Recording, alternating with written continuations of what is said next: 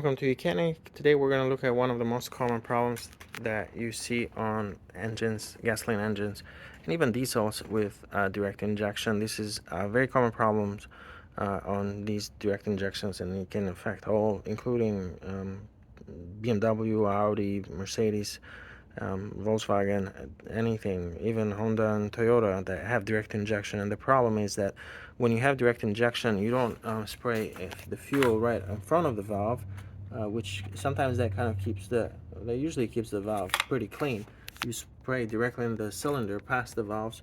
So what happens is the valves never see any kind of cleaning, and then what happens over time, you get all these kind of carbon buildup that you see in this one right here. And what that does is, if it's too much of it, that what could happen is that the valve will not close properly, and then you lose compression. And that, if you lose compression, then you might end up getting a misfire, because that compression inside the cylinder is not high where it should be. It's not high enough, and the mixture is not compressed enough to ignite, even though there's fuel going to it, there is spark.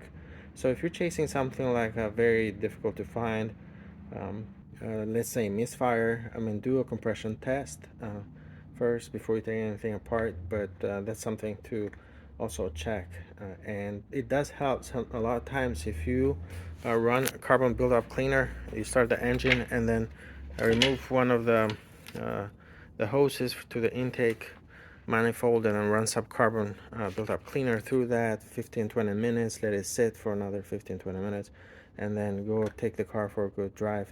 That a lot of times will clean. I can bring the car back to normal operation and get rid of that misfire. You might have to do it a couple times because it's very slow process.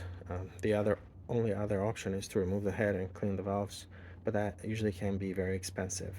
So hopefully this helps, and thank you for watching Mechanic, where you can be the mechanic.